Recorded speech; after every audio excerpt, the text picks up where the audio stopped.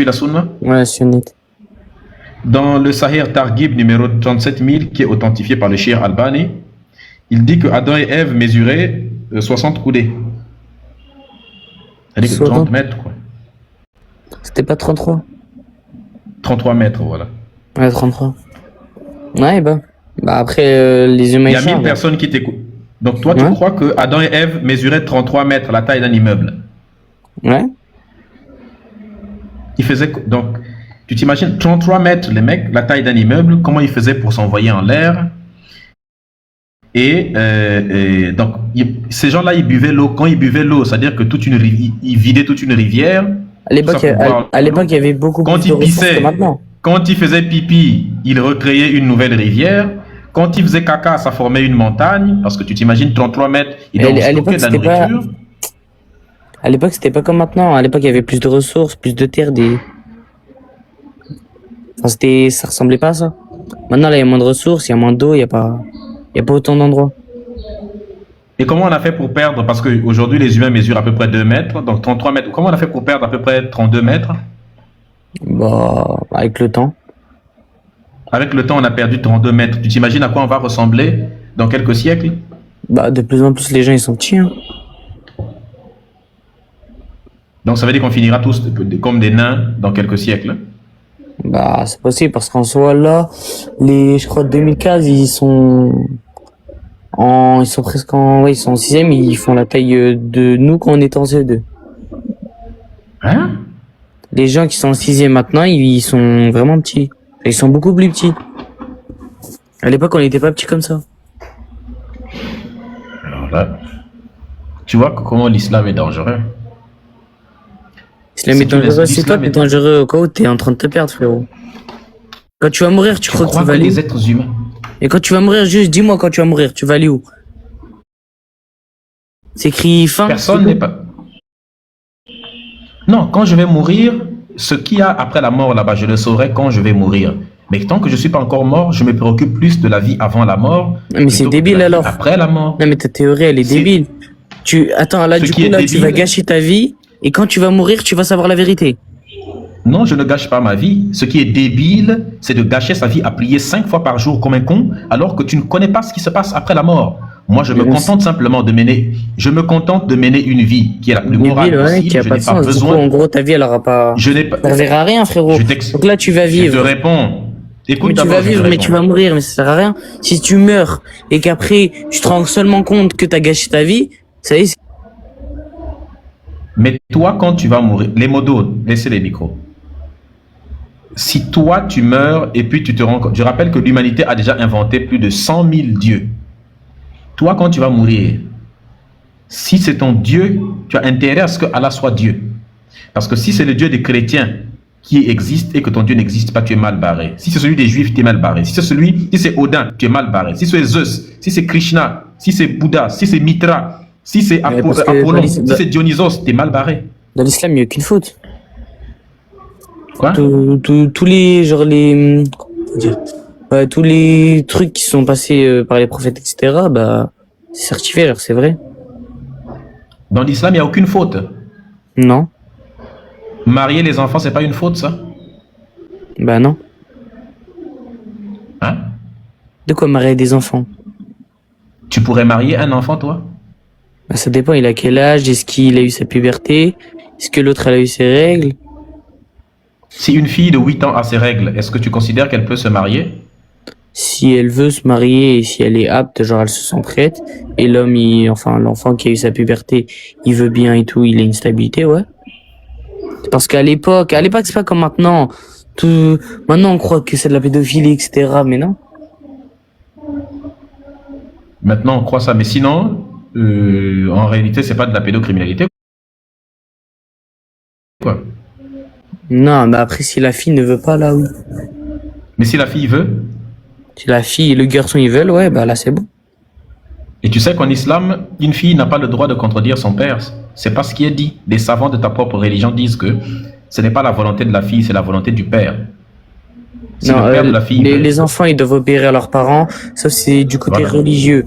Mais après, la fille, elle a aussi le droit de vouloir se marier, de pas se marier.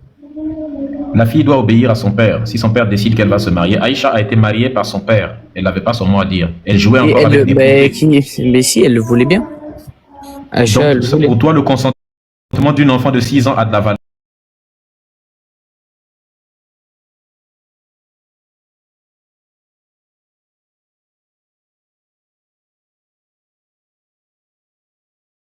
Qu'est-ce qu'elles ont de moins, les femmes d'aujourd'hui, par rapport aux La femmes taille, la puberté, la mentalité, tout. Et ça, tous les squelettes qui ont été retrouvés des femmes d'avant ressemblent aux femmes d'aujourd'hui.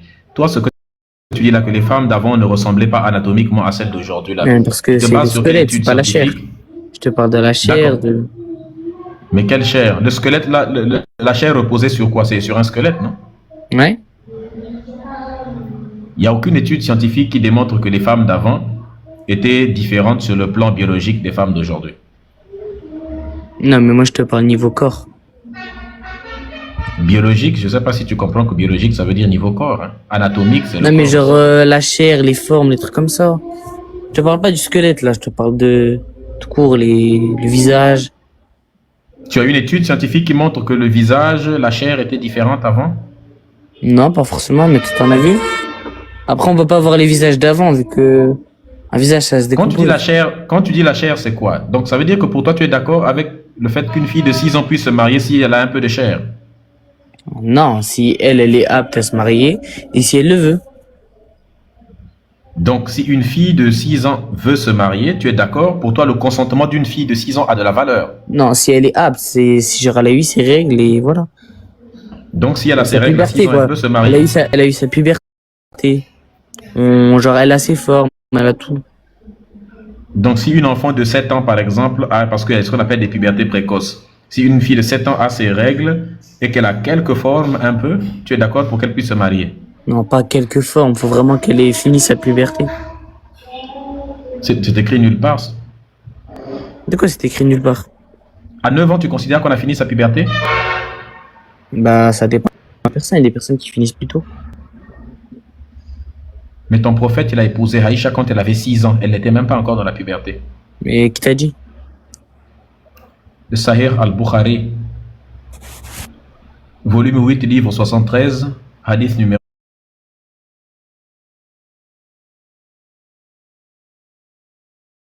151.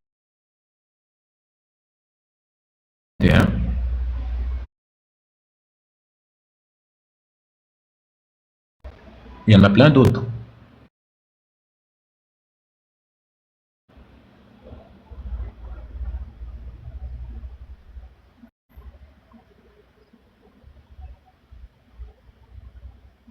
Tu es parti sur Google?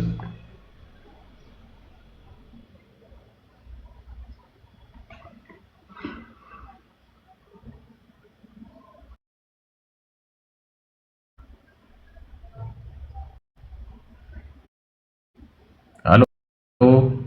Allô, allô? Oui? Ouais, redis le numéro.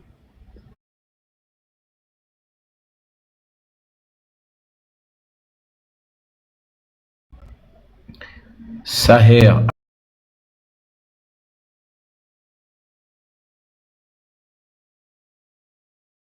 Il parle pas de ça. Celui de... Dans le premier,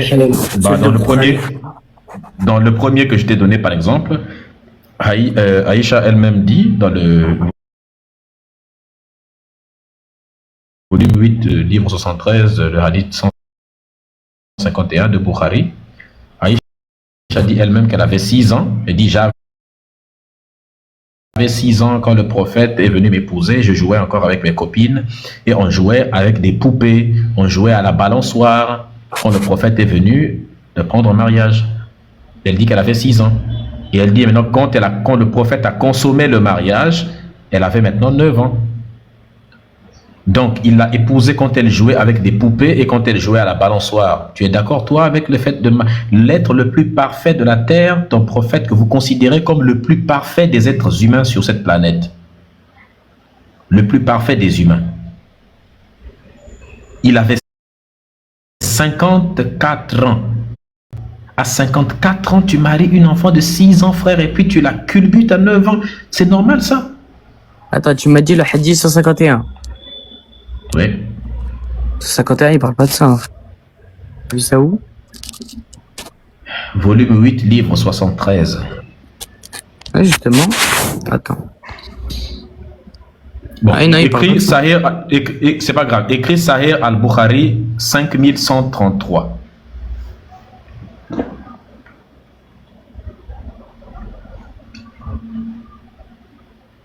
Ce sera beaucoup plus facile pour toi de trouver.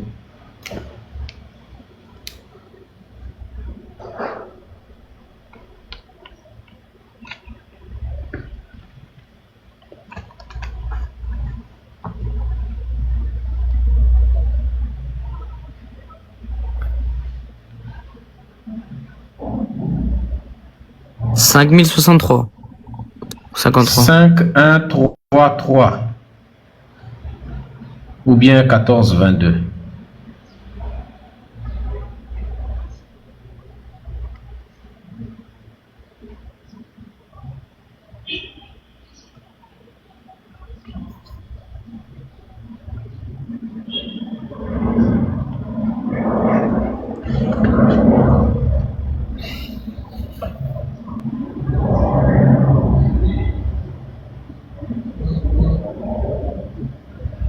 Tu as vu? Le 5133, il parle pas de ça, il parle de la résurrection. Aïe aïe aïe. Je vais être obligé encore d'ouvrir la caméra et de te montrer ça. Si j'ouvre la caméra, je te montre, tu prends? Non, mais t'as beau me montrer, ça se trouve, t'as sorti un faux truc. Moi, je peux te sortir des trucs de la Bible qui sont trafiqués. Vas-y, montre. Ah, frère, à ce moment-là, je ne sais pas quoi faire, donc ça sert à rien. Si je te dis, on peut aller chercher sur les sites musulmans, tu dis que j'ai trafiqué. Comment je peux aller trafiquer des sites musulmans? Bah, il y a des faux sites. Vas-y, montre. Montre-moi. Donc ça sert à rien de te montrer en fait. Bah, Bref, montre, tu montre, peux montre, refuser montre. si tu veux. Non, mais vas-y, montre. Ce que je te recommande... Non, non, non, non, écoute. Non, mais vas-y, je te crois, je te crois, Les vas-y, amis, montre. s'il vous plaît, tapotez, partagez, sécurisez. Et ce que tu peux noter, ce que je te conseille, c'est note tous les hadiths que je t'ai donnés. Hein? Note-les. Va demander à ton imam, tu lui demandes est-ce que c'est vrai ou c'est faux que ces hadiths existent. Non, mais frérot, t'es juste un menteur, en fait. Tu me sors des hadiths, ça n'a aucun rapport avec qu'est-ce qu'on est en train de Il n'y parler. a pas de souci. Bah, Demande-lui montre. simplement. C'est pas grave. Demande à ton imam, prends ces hadiths, va demander à ton imam. C'est quoi le chéri, rapport avec un imam? dis-lui, est-ce que ces hadiths-là sont vrais? Est-ce que c'est vrai que le prophète Mohammed a épousé Aïcha quand elle n'avait que 6 ans et qu'il a eu des rapports avec elle quand elle a eu l'âge de 9 ans? Et tu lui dis, voici des hadiths qu'on m'a donnés. Est-ce que ces hadiths existent ou bien ça a été totalement inventé? Maintenant, on a Internet. J'ai pas besoin d'aller voir un imam juste pour m'assurer si c'est vrai ou si c'est faux. Juste aller voir sur Internet et ils vont me dire si c'est vrai ou pas. Je t'ai donné les hadiths, tu peux aller vérifier. Mais justement, je les ai tapés et au final, j'ai trouvé que c'était d'autres hadiths.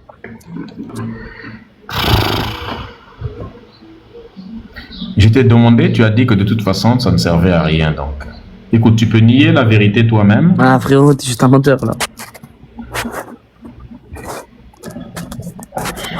Avec tous les pigeons là qui te suivent là. Tu as quel âge? 15 ans. Je pensais même que c'était quelqu'un qui a l'auteur, c'est un petit foyer de 15 ans. Papa,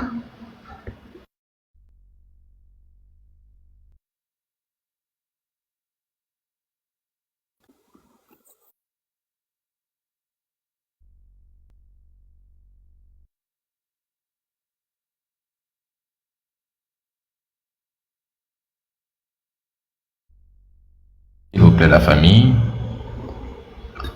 Big Costa. Le H. Ouais, frère, bonjour. Enfin, bonsoir ou bonjour. Salut. Est-ce que tu es religieux? Ouais, je suis pratiquant religieux, oui. Musulman? Exactement. Ok. Le Coran n'est pas la parole d'Allah, c'est simplement des écrits d'êtres humains. Ces paroles, elles viennent d'où? Ces paroles ont été écrites par des êtres humains. Ah, d'accord. Pour toi? Pas pour moi. Pour toute personne qui a un cerveau normal, un Dieu ne peut pas commettre des erreurs scientifiques, un Dieu ne peut pas se contredire de telle manière, et de toute façon, tu n'as aucune preuve pour prouver, pour montrer que cette parole vient de Allah lui-même. Ça a été écrit par des humains. J'ai une question à te poser. Tu crois au monde invisible? C'est quoi le monde invisible? Et ça n'a aucun rapport avec la question que je viens de te poser. C'est une question, non, mais moi, je suis monté pour te poser des questions précises. Je suis pas monté pour écouter tes discours. Dans ce cas, tu descends alors. Je n'aime pas les bêtises comme ça. Tu montes avec une arrogance mal placée pour venir me dire, j'ai pas venu pour écouter tes discours. Tu es bête ou comment? Tu as les noyaux à la place du cerveau. Voyou là.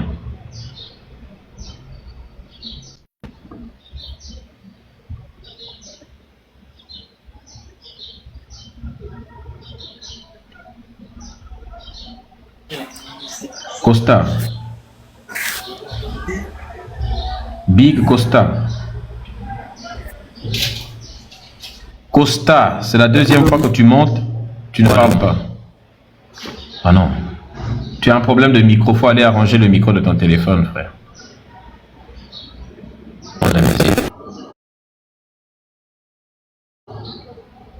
Le français.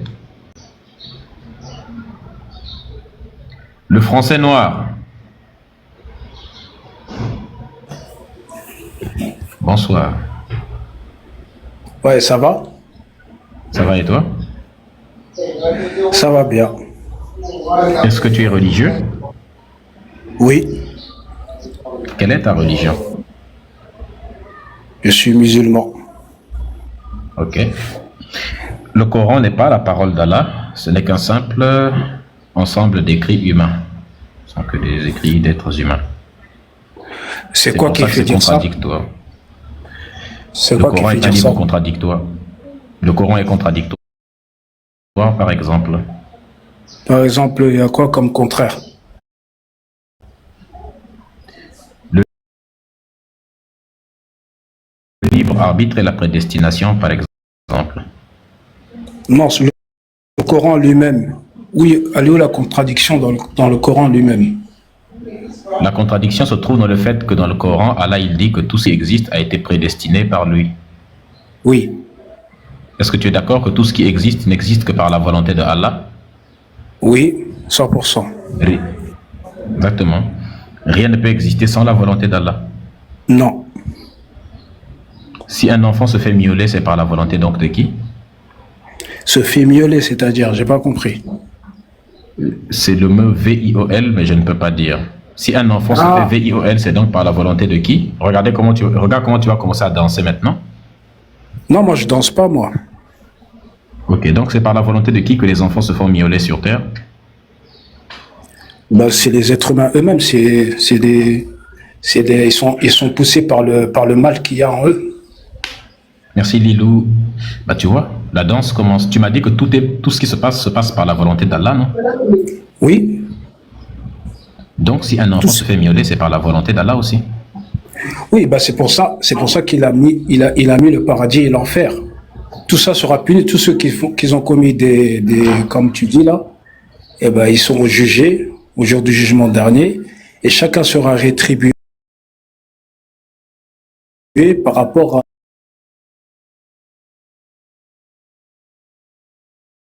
à ce qu'il a fait sur terre. Parce que nous sommes venus ici pour une seule raison, c'est d'adorer Allah. Mais tout ce que nous faisons, nous ne le faisons que par la volonté d'Allah. Si Allah veut, si Allah ne veut, tu voulais qu'il fasse et de la manière dont tu voulais qu'il le fasse.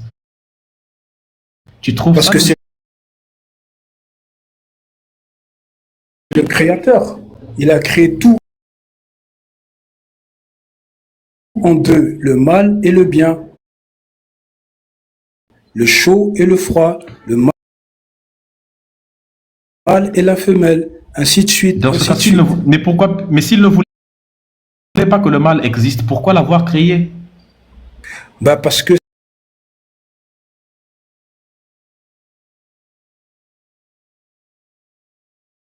c'est sa volonté, c'est lui, c'est pour ça qu'on dit en arabe, Allah kulli shay'in qadir. C'est lui ce jour-là. Oui, Quand tu es venu au monde, tu te rappelles de ce jour-là? oui. Ah ouais? Tu te rappelles pas de ta date de naissance, toi? Non, non, non. Toi, le jour où tu es venu sur Terre, est-ce que tu te rappelles du jour où tu es venu sur Terre? Est-ce que tu te rappelles? Ma mère s'en souvient très bien, et puis mon père. Oui, mais toi, non, je parle pas de ta mère et ton père.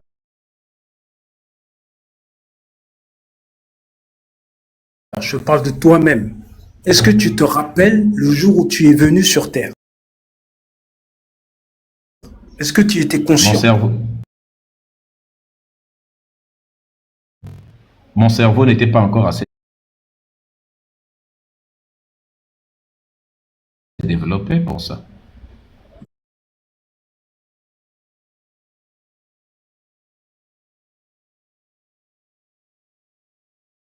Bah voilà. Bah, comment tu peux prétendre?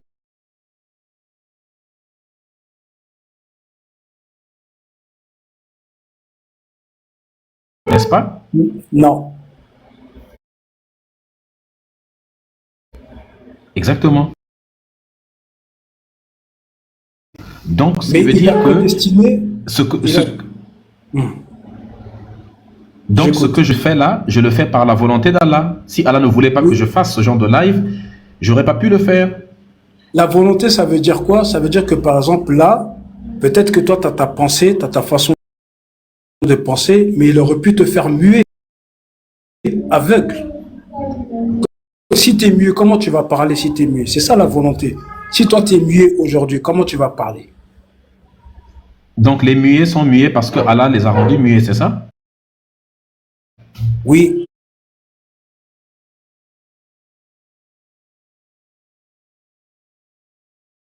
Et pour nous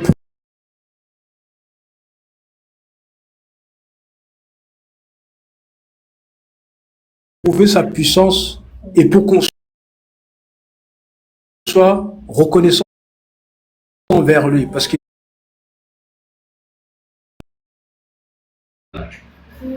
Ici ici, riche, lui, parce que sur cette terre-là, nous sommes là pour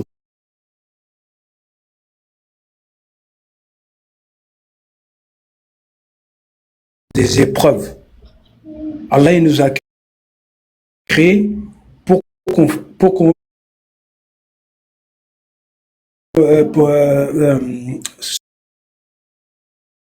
sur des épreuves. C'est-à-dire dans cette vie-là, elle est bourrée d'épreuves. On est là pour des épreuves. donc on tout est là le mal pour qui se- passage. On vit, donc le mal on que nous meurt. subissons, donc On le n'est pas mal là que nous pour- subissons sur terre, donc le mal que nous subissons sur terre, ce sont des épreuves que nous devons traverser, c'est ça? Mais c'est les êtres humains qui font le mal, c'est pas. C'est qui font le mal? Entre nous, c'est qui fait le mal? C'est les êtres humains. C'est Allah qui a créé le mal. Oui, il a créé le bien et le mal. Il a dit prenez ce chemin. En fait, si tu veux, il a créé, c'est les djinns et les hommes qui doivent rendre des comptes le jour du jugement dernier. Il y a les djinns. Mais qui a et créé les hommes. djinns? C'est Dieu qui a créé les djinns. Il les a créés à partir du feu et nous, il nous a créés à partir de la terre. Et les anges. Est-ce il que a les créés à djinns, partir de est-ce la que les lumière. djinns peuvent faire, est-ce que les djinns peuvent faire qu'une seule chose sans la volonté de Allah? Non. Eux aussi sont sous la volonté d'Allah. Il nous a préférés. Est-ce que Shaitan peut faire quelque chose? Qui a créé Shaitan? C'est Dieu qui l'a créé. Est-ce que Shaitan peut faire quelque chose contre la volonté d'Allah? Non. Donc Shaitan Mais travaille Shaitan, pour il a Allah. demandé à Dieu, il a invoqué. Il a dit, le jour où il a créé Adam, il a dit à Shaitan, aux anges de se prosterner devant lui. Tu le sais ça. Même si tu ne crois pas, tu l'as déjà Mais entendu. donc ton Shaitan travaille pour Allah, c'est son employé. Avant qu'il soit égaré, il était obéissant, il obéissait à Dieu, il obéissait à Allah. Mais le jour où il a dit qu'il va créer le califat qu'il va mettre sur terre, Qui l'a eh ben, égaré? Shaitan, il était pris de Tu as dit jalousie. avant qu'il soit égaré. Tu as dit avant qu'il ne soit égaré. Avant que Shaitan il soit égaré. C'est la D'accord. jalousie. Dans le Coran, Allah il C'est dit la que jalousie qui l'a pris. dans le Coran, d'accord, selon le Coran, c'est qui égare et qui conduit les gens?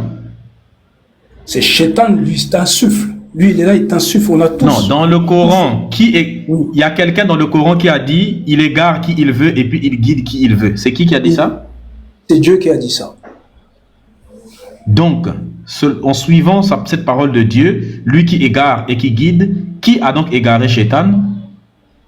C'est lui-même qui s'est égaré.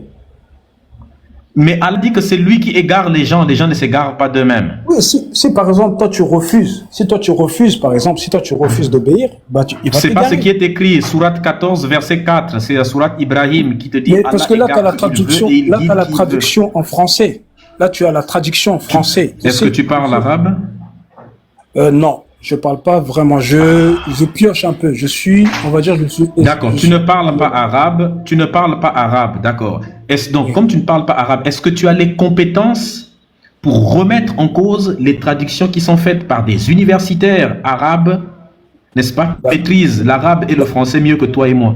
Mon grand frère, Merci, mon grand frère, il a étudié en arabe et en sciences arabes. Il connaît très bien. Donc, avec lui, j'apprends beaucoup de choses.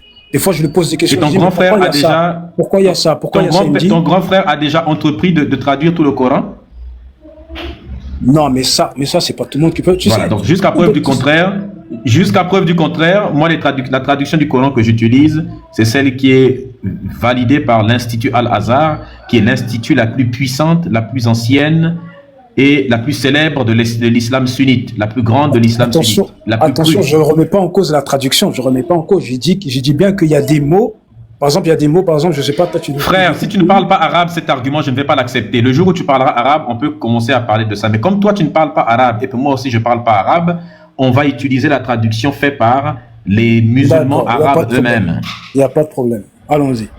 Dans la sourate 14, verset 4, il est écrit « Allah, il égare qui il veut et il guide qui il veut ». Mais avant ce verset-là, qu'est-ce qu'il y a écrit? Avant cela, qu'est-ce qu'il y a écrit? Parce qu'il ne faut pas s'arrêter que... On s'en fout de... Qu'est-ce qu'il y a écrit avant? On s'en fout de ce qu'il y a écrit avant. Ce qu'il y a avant ne nous intéresse pas et ce qu'il y a après. C'est cette partie-là qui nous intéresse. Allah égare qui il veut. Oui, mais dans quel contexte il a dit ça? Parce que tu sais, le Coran, c'est pas descendu. Peu importe le contexte dans lequel il a dit, tu nous as dit que tout ce qui se passe ne peut se passer que par la volonté d'Allah. Par la volonté d'Allah, et ça c'est 100%. Donc 100%. Si Shaitan a été égaré, c'est que c'était par la volonté de qui? Par la volonté de Dieu. Voilà, donc si Dieu, s'il est égaré, c'est parce que Dieu a voulu qu'il soit égaré.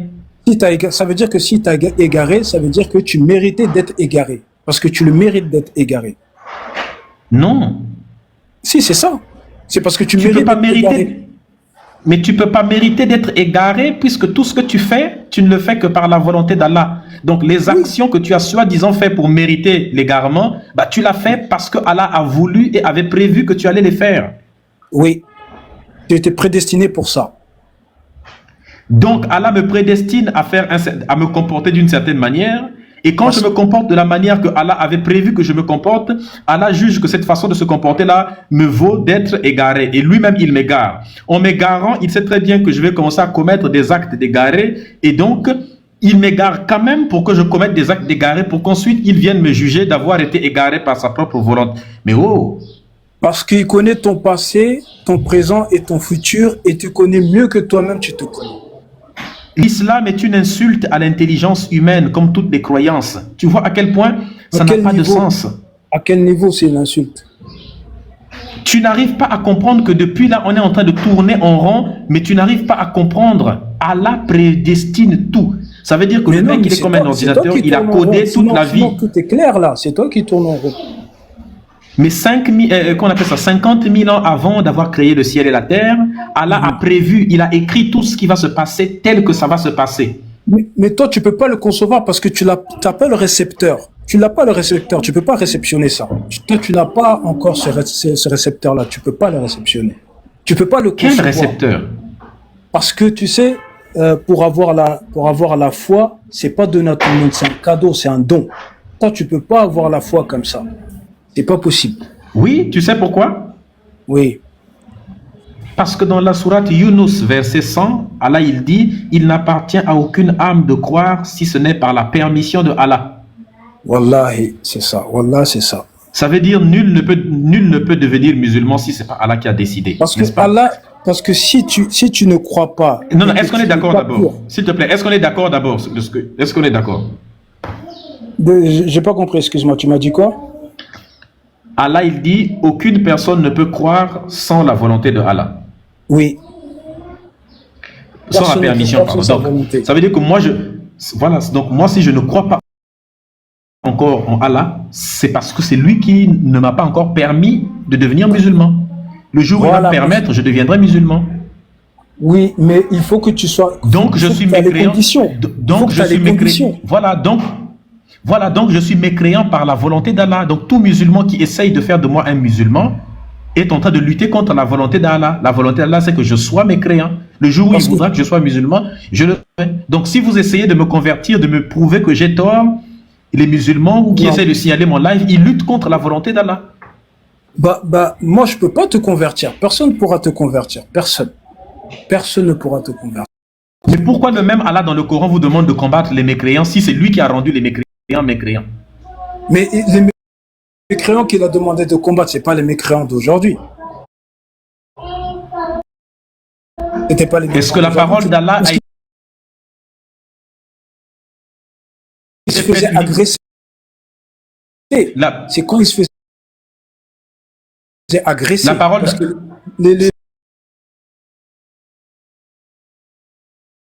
c'est faux. La parole d'Allah... Non, ce n'est pas vrai. La parole d'Allah, dis-moi, est-ce que la parole d'Allah, elle est faite uniquement pour le passé ou bien elle est faite pour le passé, le présent et le futur? Est-ce que la parole d'Allah est intemporelle? Le présent et le futur, c'est pour le passé, le présent et le futur. Tu peux pas laisser le passé. Il y a une partie pour le passé, une partie pour le présent et une partie pour le futur.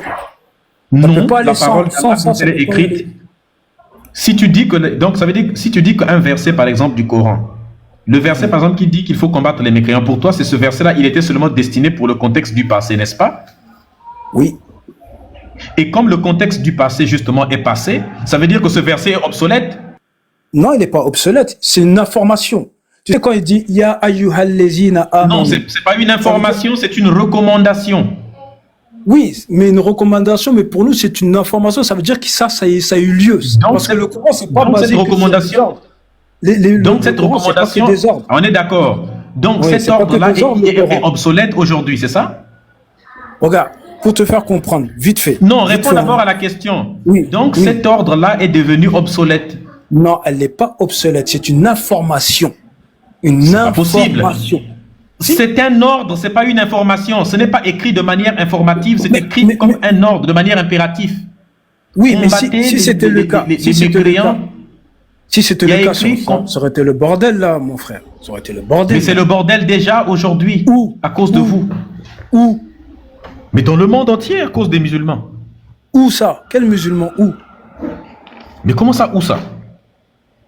Mais tu dis que c'est à cause des musulmans. Mais comment ça à cause des musulmans? Vous commettez pas d'attentats? C'est qui fait les attentats? Des musulmans. Donc pour toi, ceux qui font des attentats, c'est des musulmans. Est-ce que tu connais une religion qui crie Allahu Akbar avant de faire... Dans le Coran, on a dit qu'il faut se mettre une bombe pour aller s'éclater les gens. Est-ce qu'il y a écrit ça dans le Coran de mettre une bombe? Le suicide, c'est interdit, le suicide. Le suicide, tu vas en enfer direct. Si tu te suicides, tu vas en enfer direct. C'est strict. Ça, c'est ce que vous dites aux gens qui ne maîtrisent pas le Coran. Non, c'est pas qu'ils sont maîtrisés. C'est ça, c'est la vérité. Il est écrit dans le Coran. Il est écrit que l'honneur pour un musulman, il est écrit dans le Coran que les vrais musulmans, c'est ceux qui tuent et se font tuer pour Allah.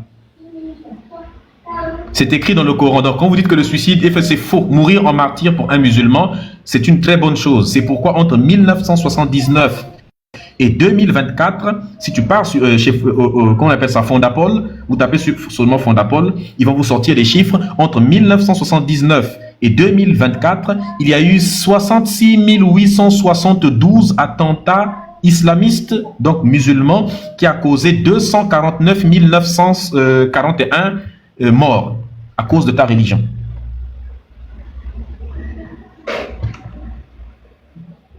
Est-ce que tu as entendu? Allô? musulmans. C'est pas des musulmans, c'est des khawarij. On appelle ça des khawarij. Ce sont des musulmans.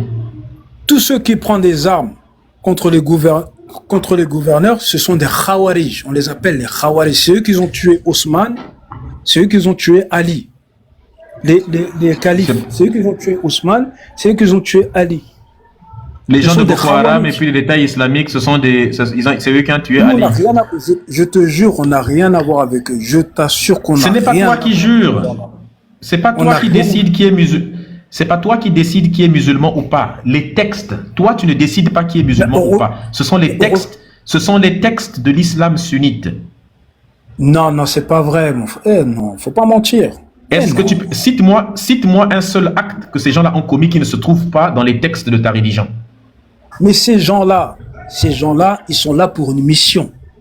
Leur propre mission à eux. Ils ont rien à voir avec Non, c'est pas leur propre mission. Pourquoi ils tuent des musulmans? Pourquoi ils tuent même des musulmans? Parce qu'il est écrit. Mais ils tuent des musulmans. Non, c'est faux. Écoute-moi d'abord, parce qu'ils considèrent que ces musulmans-là sont des faux musulmans. Moi, je suis africain. Écoute, moi, je suis africain. Ils tuent des imams. Ces musulmans-là enlèvent la vie. Écoute. Même des imams. Ils tuent des imams. Est-ce que tu peux m'écouter? Oui. Ces gens-là, quand ils enlèvent la vie à des musulmans, c'est parce qu'ils jugent que ce ne sont plus des vrais musulmans. Je ne suis pas en train de cautionner ce qu'ils font, évidemment que c'est horrible, mais techniquement, si tu suis les textes de ta propre religion, ces gens-là justifient tout. Islamiquement parlant, ils ont raison. Je dis bien islamiquement parlant. Parce que ces gens, ils maîtrisent... Attends d'abord. Okay. Islamiquement parlant, ces gens-là ont raison. Quand des musulmans écoutent la musique, quand des musulmanes ne portent pas le voile, quand des musulmans comme toi ne font pas de djihad, vous êtes jugés comme des faux musulmans. Parce que Allah vous le dit dans la sourate 9, verset 29. Et même dans la sourate 9, verset 111, il dit, certes, Dieu a racheté les croyants, leurs personnes et leurs biens en échange du paradis. Va savoir à qui l'argent a été donné.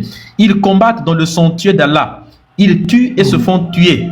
C'est une promesse authentique qu'il a prise sur lui-même dans la Torah, dans l'Injil et dans le Coran. Et qui est plus fidèle que Dieu et à son engagement? Réjouissez-vous donc de l'échange que vous avez fait. Et là est le très grand succès d'Allah. Ce verset-là est toujours valable. Aucun verset du Coran n'est fait pour le passé. Donc, qu'est-ce que tu dis quand on dit que depuis le prophète et les compagnons n'était plus depuis le temps du prophète, que après lui il n'y a pas de djihad. Ceux qui font de djihad derrière lui, c'est pas le djihad qui fait, c'est leur propre intérêt qui combattent, qui sont en train de combattre pour leur propre intérêt. Il te reste plus qu'à me sortir une sourate du Coran qui dit. Il te reste plus qu'à me sortir une seule sourate du Coran qui dit ça. Qui dit quoi? Et puis je me convertis à l'islam. Ce que tu viens de dire. Non, moi je pourrais pas te faire convertir. Je ne pourrais pas. Moi je ne pourrais pas parce que toi tu es dans ta lancée, tu es dans ta logique. Vas-y, t'as grandi. Ce que je dis, c'est moi qui invente ça ou bien ce dont tu connais pas l'islam. Moi, je pourrais pas te convertir. C'est pas possible. C'est impossible. Mais ce que je lis là, c'est des textes de ta religion ou pas? C'est les textes de ma religion. Oui, c'est les paroles d'Allah. Okay. C'est les paroles d'Allah. Dis-moi, c'est le prophète la sourate qui dit. Écoute, la sourate qui dit. Certes, Allah a acheté les croyants, leurs personnes et leurs biens. D'accord. Allah a acheté les croyants, n'est-ce pas? À qui il a donné l'argent? Ça, c'est en langue arabe. C'est une expression. C'est comme si en français, tu disais... il y a une expression en français, je sais pas, moi, ça me vient pas tout de suite. C'est une expression, c'est une façon de... Tu sais, la langue arabe, c'est de l'éloquence. C'est riche, il y a plein... En un mot, tu peux dire au moins trois choses avec un seul mot. C'est une langue qui est très riche. On n'a pas la même façon de penser, on n'a pas la même façon de parler. Quand tu vas en Afrique, ils ont une façon de parler que quand tu viens dans les pays arabes, c'est différent. Tu viens en France ici, tu vas faire de l'humour en langue française en Afrique, ils vont le prendre mal. Et tu vas faire de l'humour en langue africaine. Mais il a racheté. Tu vois, c'est comme ça. Auprès de qui? Il a racheté auprès des croyants. Non, il a racheté les croyants auprès de qui? J'ai pas compris ce que tu veux dire. C'est comme Je si comprends pas ce que Allah, tu on veux a dit dire. Allah a racheté les croyants. Oui. Auprès de qui? Oui, en échange du paradis, c'est ce qu'il veut dire. En échange du paradis, c'est ce qu'il veut dire en fait. D'accord, mais il a racheté les croyants auprès de qui en échange du paradis? Bah, c'est la récompense. Qui détenait les croyants pour que Allah parte les racheter? C'est Allah qui détient les croyants. Mais Allah dit qu'il a acheté les croyants. C'est une expression en langue Pour arabe. désigner quoi? Pour Pour désigner dé- quoi? pour- c'est comme si c'est une expression pour dire que en gros ceux qui sont morts dans le sentier Bilo. d'Allah, ceux qui sont morts dans le sentier d'Allah par rapport au combat qu'ils vont mener pour se défendre, et ben leur récompense ce sera le paradis, parce qu'il y avait beaucoup de personnes à cette époque-là, voilà, qui avaient peur ou qui avaient, je sais pas, tu vois, mais ça c'était pour les récompenser par rapport à l'engagement qu'ils ont pris, parce qu'il y en a qui mettaient leurs biens, leurs personnes, tu vois, dans les sentiers d'Allah. Ça veut rien dire ça. Leur personne et leurs biens en échange Oui. du paradis. Oui, Ils combattent dans le sentier d'Allah. oui, Ils tuent et se font tuer. oui. Là, il parle des croyants. Il dit les croyants combattent dans le sentier d'Allah. Ils enlèvent la vie et se font enlever la vie eux-mêmes. Oui. Mais toi-même, tu vas mourir, oh. Toi-même, là, tu vas mourir. Oui, mais... Donc, on est d'accord qu'un un bon musulman, c'est celui qui tue et se fait tuer pour Allah. Ben, c'est ce qui est écrit là. C'est un truc de fou. Moi, je peux Mais rien c'est faire pour écrit. toi. Moi, franchement, je peux rien faire pour toi, t'as vu? Mais c'est Ouais, écrit. Mais c'est écrit, mais toi, t'es là, tu parles pas l'arabe. T'es en train de prendre... Est-ce qu'on est d'accord que dans cette sourate, Allah est en train de dire que le bon musulman, c'est celui qui se fait dja et qui dja les gens pour Allah? Ça, c'était à cette époque-là. Le Coran, il est descendu par fragments. Par fragments, il est descendu, le Coran. C'est pas descendu Le Coran- le livre direct. Non, non, non, non. Non, non, non, non. C'est faux. C'est descendu Le Coran- graduellement. Il faut, Le ça, il faut Coran le est préciser, fait- ça. Il faut le préciser, Le ça. Coran, c'est faux. En islam, le Coran est un livre qui est considéré comme intemporel. Tout ce qui est écrit à l'intérieur est valable en tout temps et en tout lieu. Oh, oui, Si tu bien déclares sûr. que ce verset-là, si tu déclares que ce verset-là, c'était seulement pour le passé, donc ça veut dire que ce verset n'est plus valable aujourd'hui. Donc il est obsolète. Les Regarde. recommandations qu'il porte, Non, il est pas obsolète. les recommandations qu'il porte ne sont plus valables aujourd'hui.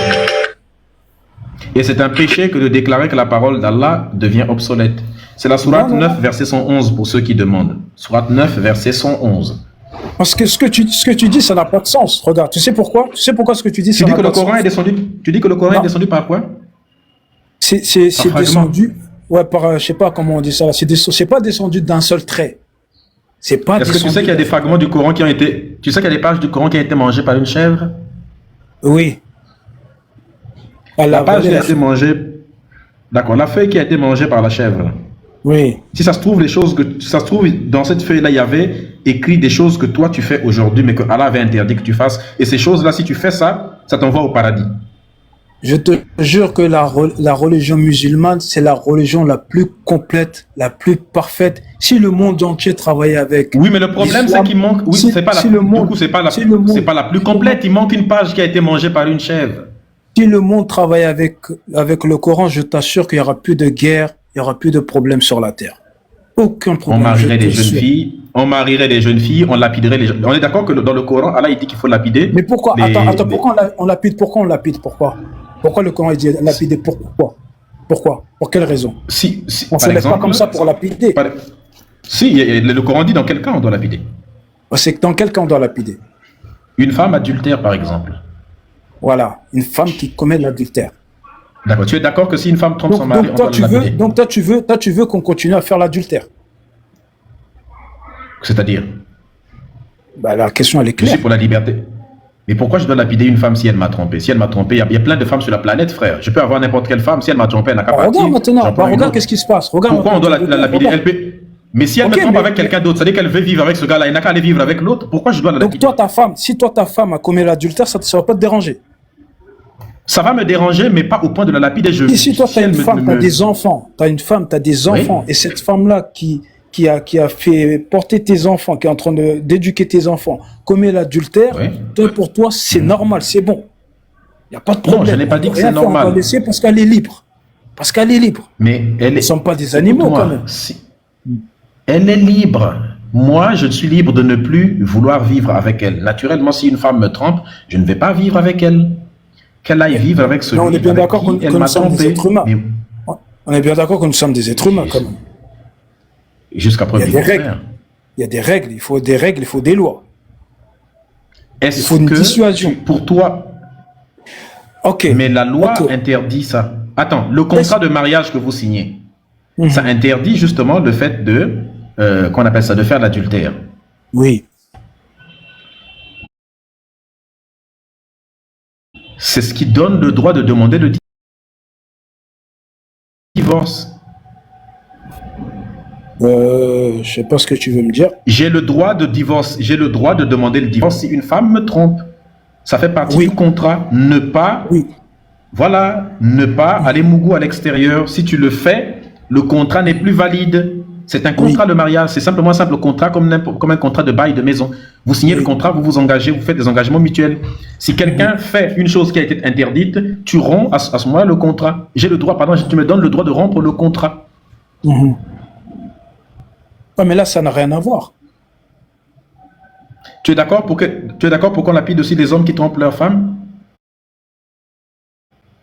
Bah, les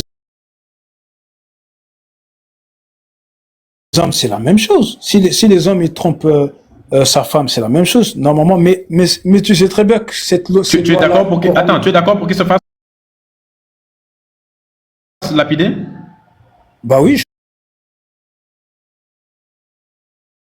Je suis d'accord, oui.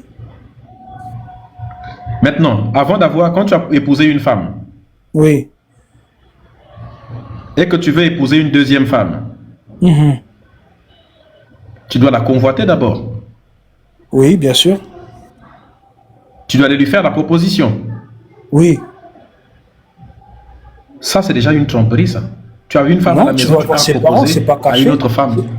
C'est pas caché, tu vas. Mais avant d'aller voir ses parents, tu vas d'abord la voir elle. Mais Non, tu vas d'abord t'as la pas voir le elle droit. avant de Non, voir ses t'as parents. pas le droit. T'as pas le droit de convaincre. Est-ce que le consentement de la fille a de la valeur? Bien sûr, elle doit être consentante. Elle Donc, doit ce qui être veut dire que... consentante. Donc, on est d'accord que pour avoir le consentement d'une fille, elle doit quand même te connaître un peu. Elle ne peut pas, tu ne peux pas venir voir ses parents, un inconnu débarque, comme ça là, elle sort de la chambre, elle voit un inconnu assis au salon qui dit je vais Il y a épouser une la fille. muqabala J'ai jamais vu de ma vie. muqabala qui est faite. Il y a des affaires. C'est pas comme ça. C'est pas comme ça. Regarde, je vais t'expliquer. Avant que le mariage soit fait, déjà, la fille, tu as les informations sur la fille. Ouais, telle fille, elle est bien.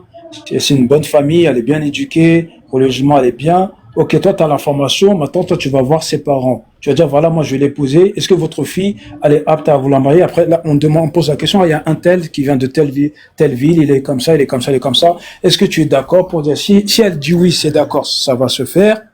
Et quand ça va se faire, même si la fille apporte le voile, ça veut dire qu'on organise un jour, on vient chez la fille, on vient chez les parents et la fille, elle peut se dévoiler pour que tu puisses voir. Le prophète sallam, il a dit, il faut qu'elle peut enlever le voile, comme ça, toi, tu la regardes, peut-être qu'il y a une partie en elle qui va te plaire. Je dis, cette religion, elle est trop belle, elle est magnifique, cette religion, je te jure. Et peut-être que tu vas voir une partie en elle qui va te plaire, et à partir de là, elle aussi, elle va te voir. Si c'est bon, alhamdoulilah, vous faites des doigts, vous faites des invocations, vous mariez, et vous allez faire des beaux enfants. Ce n'est pas vrai, mais faisons comme si c'était vrai. Bon, De quoi? admettons. Ce n'est pas vrai que ce serait trop l'ancien ordre de... Admettons que c'est vrai. C'est pas grave, admettons que c'est vrai. Donc, attends, c'est suffisamment grave comme ça là, avant même, sans même... Attends, s'il te plaît. Admettons que ce que tu dis soit vrai, n'est-ce pas? Donc, toi, le français, tu es d'accord que... Tu vis dans quel pays? Moi, je suis en France. Tu vis dans... D'accord. Comme tu es en France et que tu es musulman, pour toi, tu aimerais idéalement que la France soit un pays musulman et que la loi de Allah soit appliquée en France. Moi, j'ai pas le pouvoir de faire ça. Mais tu sais très bien, ça va jamais se faire. Non, j'ai pas dit que tu as le pouvoir. J'ai dit... Mais ça va jamais se faire. C'est pas ça que je dis. Est-ce que tu aimes... Ah non, c'est pas ça. Est-ce que tu aimerais... On sait que tu n'as pas le pouvoir, dès que ça ne va probablement jamais arriver. Mais est-ce que toi, dans tes souhaits, vu que tu es musulman, tu aimerais que la loi d'Allah soit appliquée, vu que c'est la loi la plus parfaite du monde, tu aimerais qu'elle soit appliquée là où tu vis. Même pas à la France, dans le monde entier. Dans le monde entier. D'accord, donc là, donc tu aimerais que le monde entier, qui est la parole d'Allah, qui soit appliquée, y compris la France. Tout le monde sera tranquille, tout le monde aura ses droits, tout le monde sera tranquille. Je te jure. D'accord. D'accord, donc par exemple, tu aimerais qu'en France, tu aimerais que par exemple, pour toi en France, normalement, si une femme trompe un homme, elle devrait être lapidée en public. Bah, c'est la loi de Dieu qui veut ça. C'est pour le bien de tout le monde. En plus, vous basez en fait. Donc pour le bien de tout le monde. Beaucoup sur cette loi. Ma question. Je vais te dire un truc. Ok. Mais, prends d'abord position, mon frère. Attends d'abord. Donc on est d'accord que pour le bien de tout le monde, tu aimerais que la femme qui trompe son mari soit lapidée en public en France. Bah oui.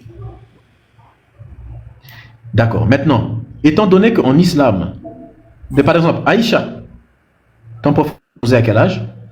Ah? À quel âge ton prophète a épousé Aïcha? Je pense je sais pas, je crois qu'il avait 5 ans, dans la cinquantaine, je crois. 6 ans. 6 ans. Non, lui, il avait 54 ans, elle avait 6 ans. Mm-hmm. Bon. Oui. Il a consommé le mariage quand elle avait 9 ans, n'est-ce pas? Mm-hmm. Oui. On est d'accord qu'en islam, donc, par exemple, une fille de 9 ans qui a ses règles peut se marier, n'est-ce pas? Mm-hmm. Qu'une fille a ses règles, ouais, à partir du moment qu'elle voit ses règles, oui. Oui, d'accord. Maintenant, donc, on est d'accord, pour toi, si une fille de 9 ans qui est mariée trompe son mari, elle doit être lapidée en public. Oui ou non?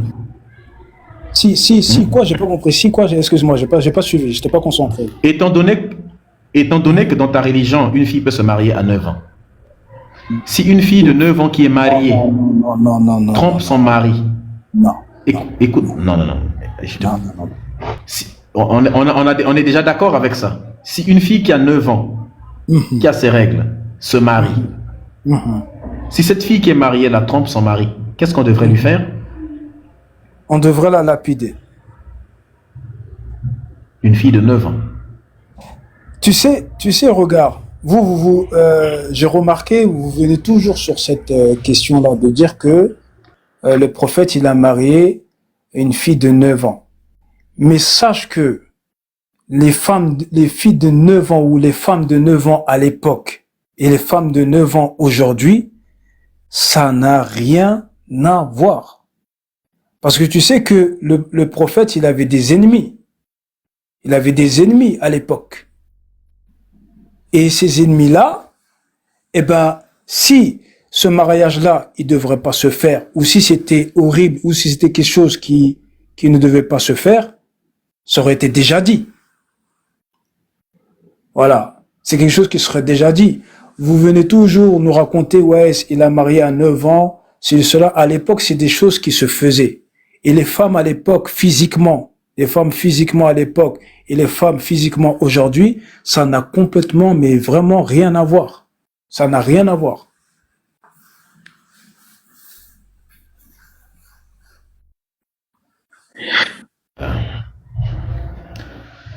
Admettons. Donc vraiment, c'est ça l'islam, malheureusement. C'est la plus belle religion. C'est une très très belle religion. Et ça ne s'arrête pas à ça. La science islamique, elle est très très vaste. Très très très vaste et très riche. Très très riche. Moi personnellement, c'est ça qui m'a canalisé. C'est cette religion-là qui m'a canalisé. Avant, j'étais pas très très bien. Et depuis que je connais cette religion-là, le livre Riyad Salihin, avant, vous n'allez pas vers les gens. Vous ne disiez pas bonjour aux gens. Mais cette religion dit que quand tu dis bonjour aux gens, tu souris aux gens, c'est une aumône. C'est un bienfait. Et j'arrive à aller vers les gens. Quand je croise les gens dehors, je dis bonjour. Quand je vois une vieille maman, que ce soit une mécréante, une française ou quoi, je l'aide. Il y a des mamies, des fois, ils ont besoin de parler. Je reste dans le bâtiment avec eux, alors j'ai des choses à faire. Je reste avec elles, je parle. Ça c'est pas...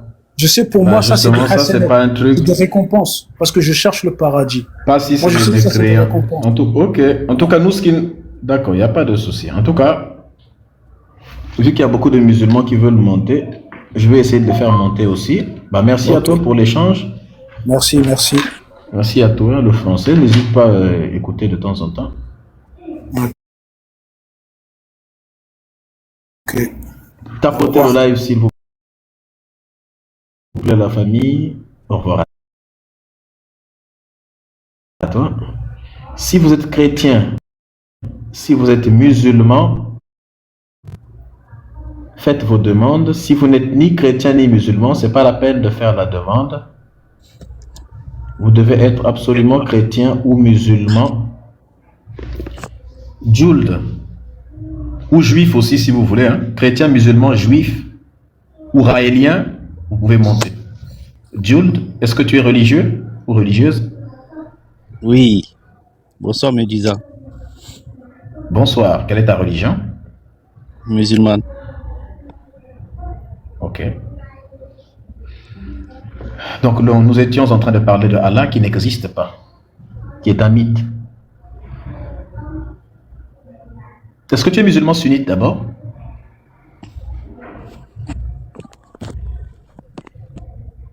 Allô? Il est déconnecté. Zéna, s'il te plaît, je suis en live. Live. 2 secondes. Oui, bonsoir. Ça va les copains? Bonsoir, Free. Vous allez bien? Ça va et toi? Ouais. Ça va et toi? Juste un petit mot pour le frère qui parlait juste avant, le musulman. Si les ennemis du prophète, sallallahu alayhi wa sallam, à l'époque, ils avaient noté quelque chose de bizarre, il aurait dit, bien entendu. Il a tout à fait raison. Et il y a aussi une opinion, même si elle est minoritaire chez les musulmans, et bien sûr que je suis sunnite, c'est que le prophète sallallahu alayhi wa sallam, il s'est pas marié avec une petite de 6 ans, de 9 ans. C'est qu'elle avait bien entendu 19 ans au moins. Et voilà, c'est tout. Et sincèrement, l'islam, c'est la meilleure des religions, il a raison le frère, même si on parle avec des Tu as une source? Est-ce que tu as une source de l'islam sunnite qui dit moi, je te demande comment tu considères quelqu'un qui est sunnite ou pas sunnite, s'il te plaît? C'est toi qui va définir maintenant ce qu'est l'islam sunnite. Alors, je te demande, sors-moi du sunnisme avec un argument. Celui qui est musulman sunnite, c'est la personne qui suit la sunna, c'est-à-dire... Non, non, je veux pas... C'est ce que je te dis. 2 secondes. Attends, je veux pas ta parole. Je réponds à ta question. Je veux pas ta parole, je veux un fondement. Je veux un fondement. D'accord, tu baignes dans la science. En train de faire. Moi, je pense que tu es un ignorant. Mais vu que tu baignes dans la science, tu vas m'expliquer avec les fondements de l'islam. Comme si tu étais un musulman, tu me dis, mon frère, tu t'es égaré. Parce que Allah, il a dit, le prophète, il a dit, les salafis ont dit, les ulama, ils ont dit. Est-ce que tu es coraniste? Non, je veux que tu parles comme... Je t'ai dit que je suis sunnite. Mais je veux que tu parles comme un vrai musulman. Écoute-moi, tu vas argumenter avec la science. Arrête ton charabia là. Arrête de parler avec ta tête. Nous, l'islam, les musulmans, on parle avec... Malheureusement, nous, on parle avec la tête. Si vous ne parlez pas avec la tête, vous les musulmans, nous, on parle avec la tête. Non, excuse-moi. Non. Si tu me parles de tennis, tu parles avec les règles de tennis. D'accord? Tu me parles de sunnisme. Comme si tu étais quelqu'un qui connaissait le sujet. Alors, où tu te tais, arrête de parler, de dire que c'est un coraniste ou c'est un sunnite, comme si toi, tu étais le juge à la place du juge. Écoutez. Tu sais, aujourd'hui, je suis très patient. D'habitude, je t'aurais insulté, toi et tes ancêtres, en passant par ton anus. Mais pour le moment, j'ai pas... Je veux pas... Tu me prouves ton ignorance. Je veux pas de ça. Donc, pour le moment, je vous tolère. D'habitude, je t'aurais déjà ramassé depuis très longtemps. Il faut leur demander, ils connaissent très bien. Aujourd'hui, nous qui te tolérons. Aujourd'hui, j'ai décidé de ne pas céder à ça. Donc, je vous écoute tous maintenant. Les preuves. Montez seulement avec des preuves et tout. Est-ce que tu veux qu'on parle bien de ta religion, de l'islam? Si tu es un musulman sunnite, ça veut dire que tu suis la sunna, c'est-à-dire les hadiths authentiques. Alors, qu'est-ce qui fait que les gens issus... Attends. Je suis la sunna. Qu'est-ce qui fait? Je prends les hadiths, aucun souci. Écoute-moi, je prends les hadiths, il n'y a aucun souci. Je te réponds. Tu as dit qu'est-ce qui fait que les gens suivent les hadiths? C'est parce que dans le Coran, il est écrit, vous avez en Mohammed, enfin, vous avez en le messager d'Allah un excellent modèle. Je le sais, je connais le verset. Je suis tu ne peux pas suivre Mohammed comme un modèle si tu ne connais pas sa vie. Et sa vie n'est pas marquée puisque lui n'est mentionné que 4 fois dans le Coran. Donc, on a besoin de sources extérieures. Et ces sources-là, c'est d'abord le corpus de Sunna, c'est-à-dire des hadiths authentiques qui ont des chaînes de transmission jugées. Alors pour nous, c'est de la merde, mais pour les musulmans, c'est une méthode qui est jugée solide pour déterminer qu'une parole est authentique ou pas. On parle des gens de confiance. Bref, donc, il y a des hadiths qui sont jugés authentiques, d'autres sont hassan, c'est-à-dire bons, et d'autres sont da'if, qui sont moins bons. Le musulman sûr. sunnite, c'est celui qui, en plus Si tu du veux que je Coran qui est le t'explique. texte référent, suivent également les textes de la Sunna. Alors, si tu veux que je t'explique, d'accord, dans la Sunna, c'est pas le Coran, d'accord, et nos salafs, nos anciens, comme l'imam Malik, rahimahullah, par exemple, le premier qui est considéré par les savants de Ahl Sunna, d'accord, l'imam Malik, rahimahullah, Malik ibn Anas, il refusait certains hadiths. Il n'y avait aucun problème. Il n'y avait aucun problème. Il considérait que le consensus, le point de vue des musulmans de la Médine, était supérieur à un hadith. Il n'y avait pas de problème. Il n'y avait aucun problème. Ce que maintenant, en fait, certains musulmans et certains ennemis de l'islam comme toi et des musulmans, ils mettent en avant, c'est le fait de refuser un hadith ferait de musulmans un mécréant. Alors que non. Les musulmans, dans leur grande majorité, ils sont obligés, n'ont pas le choix, de refuser certains hadiths pour en prendre d'autres. Et cela, on appelle ça les écoles juridiques. D'accord? Ahl Sunnah wal Jama'a, ils se contredisaient et chacun apportait un propos venant du prophète sallallahu alayhi wa sallam. Et il n'y a aucun problème. C'est un peu vouloir être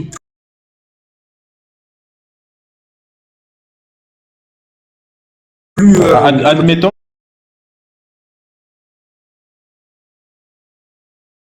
que ce que tu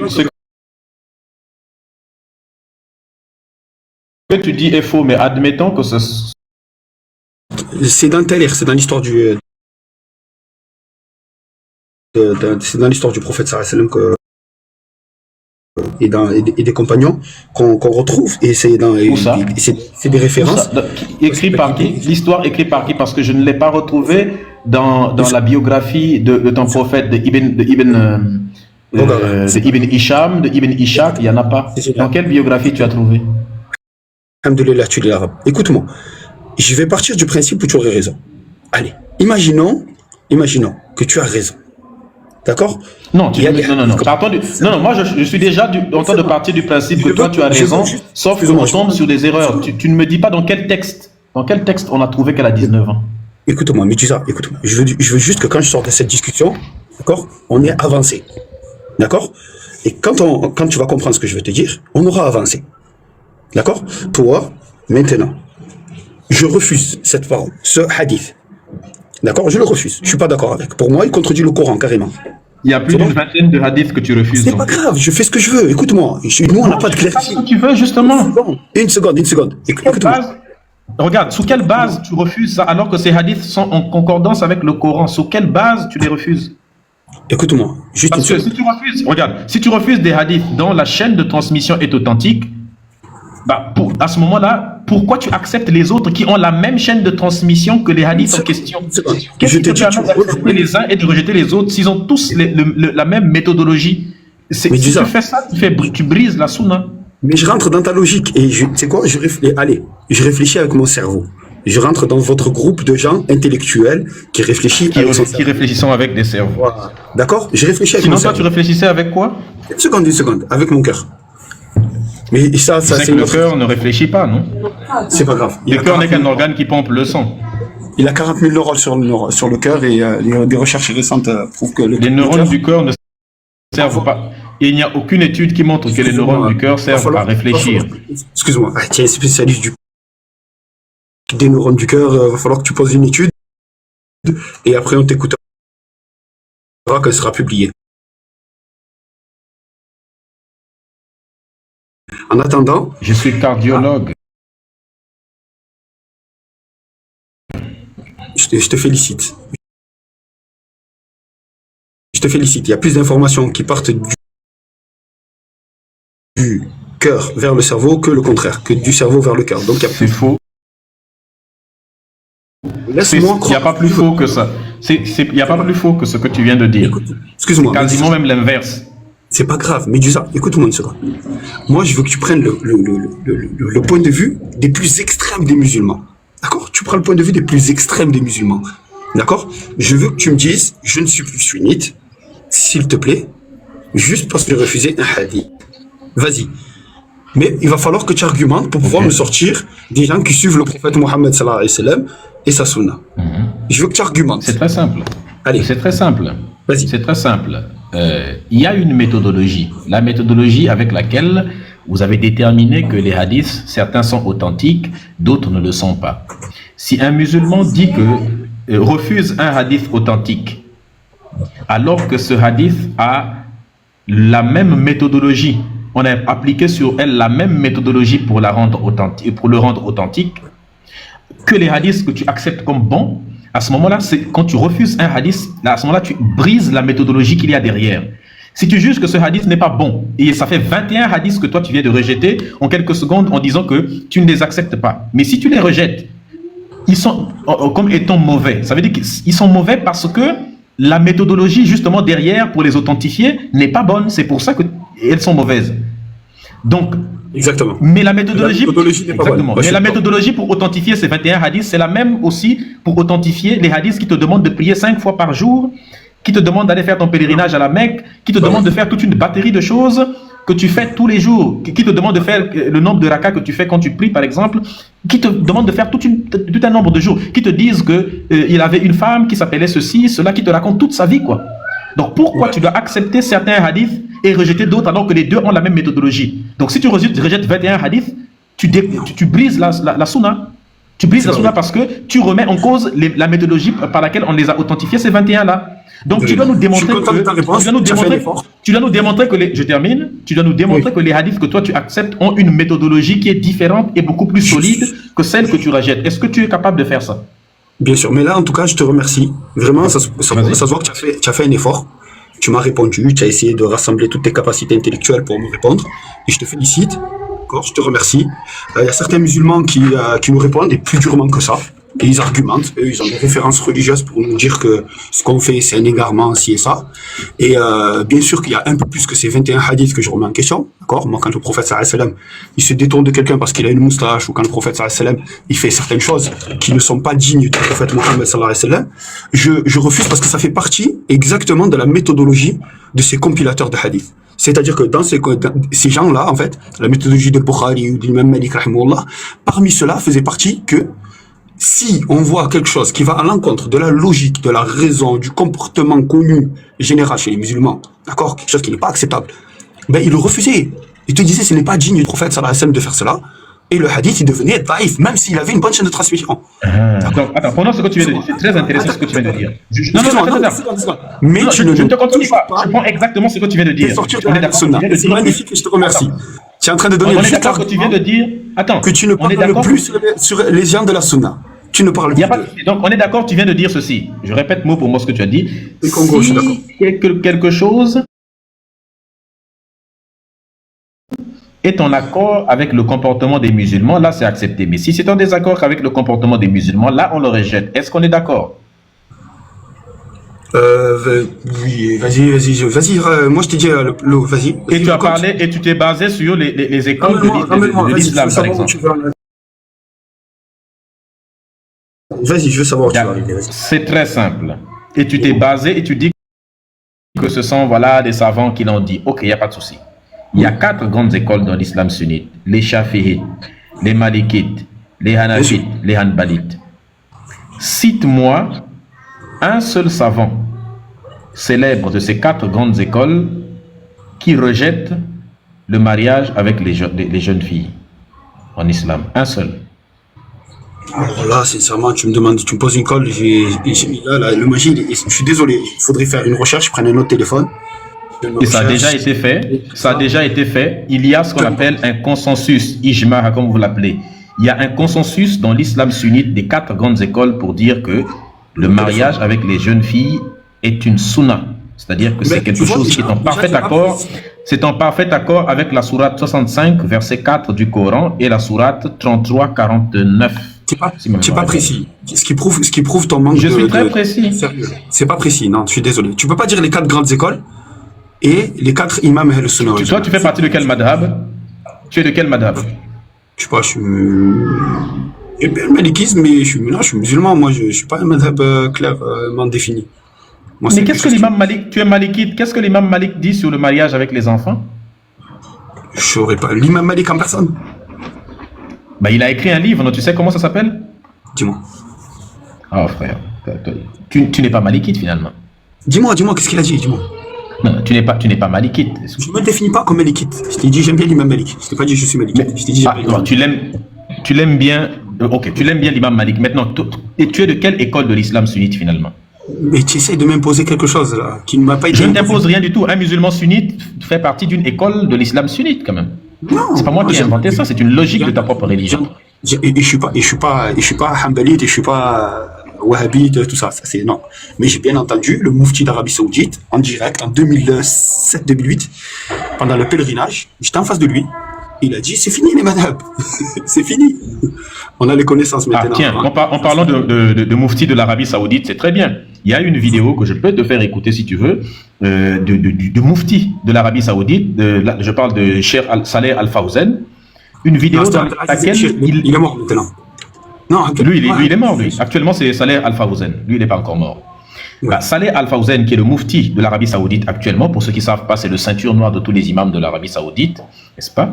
Et lui là, il a fait une vidéo dans laquelle il s'oppose fermement à la condamnation du mariage des enfants. Il l'explique très bien en se basant sur la sourate 65 verset 4, en se basant sur des hadiths authentiques. Il explique qu'il ne faut pas amener l'âge à 18 ans comme font les koufars dans leur pays.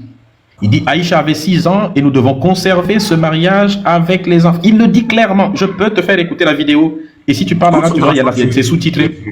Excuse-moi, j'ai le droit de dire que je suis pas d'accord. Moi, donc, à ton avis, entre toi et le moufti, à ton avis, juste une question. Entre toi et le moufti entre toi et le moufti, tu as parlé du moufti de l'Arabie Saoudite. Maintenant, la question c'est entre toi et le moufti de l'Arabie Saoudite, qui a le plus de connaissances en islam? Mais la parole de qui a le plus de poids? Attends, excuse-moi. Tu vas me valider maintenant une obligation de suivre quelqu'un alors que Dieu. Attends, je ne t'oblige pas de suivre. Je te demande seulement qui a logiquement plus de connaissances en islam entre toi et lui. Et alors, c'est pas parce que les gens ils ont plus d'argent que je dois leur donner. Je sais, mais qui a le plus de connaissances en islam? Qui a le plus de connaissances et la parole de qui a plus de notoriété en islam entre toi et lui?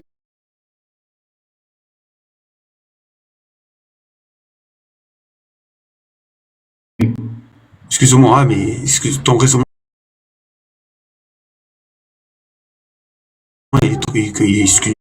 il est un peu stupide. C'est pas parce que quelqu'un a de confiance. D'accord, réponse, c'est pas grave, tu passes maintenant à l'insulte. Qu'est-ce que tu peux répondre à la question? Entre toi et le moufti de l'Arabie Saoudite, quelle est la personne qui a le plus de connaissances en islam et la parole de qui pèse le plus dans l'islam? Alors, je vais t'expliquer le point de vue islamique sur le sujet. Tu ne réponds pas à la question. J'essaie de te répondre, mais il faut que je fasse une phrase quand même. Alors, si tu me permets. Non, mais l'islam est venu sur le chemin de Jésus, qui nous interdit de suivre aveuglément nos imams et nos rabbins. Point à la ligne. Et c'est Jésus qui est venu nous enseigner cela.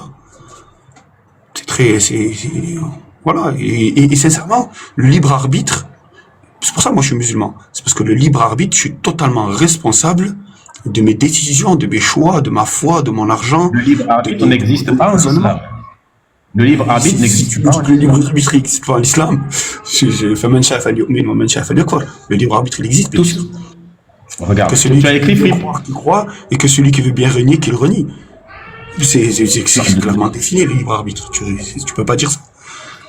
Non, le libre arbitre, le libre arbitre n'existe pas en islam. Attends. Je suis le libre arbitre ne peut pas. Bonsoir. Allah, il dit.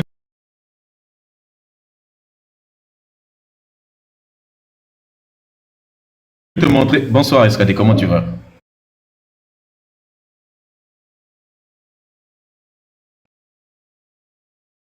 Bien sûr. Ce malheur que subit les Palestiniens, on est d'accord, c'est Allah. Ils ont espoir. Attends, est-ce qu'on est d'accord que le malheur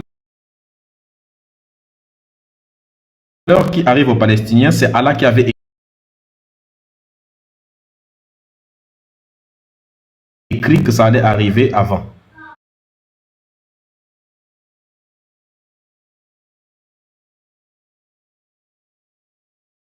Mais heureusement.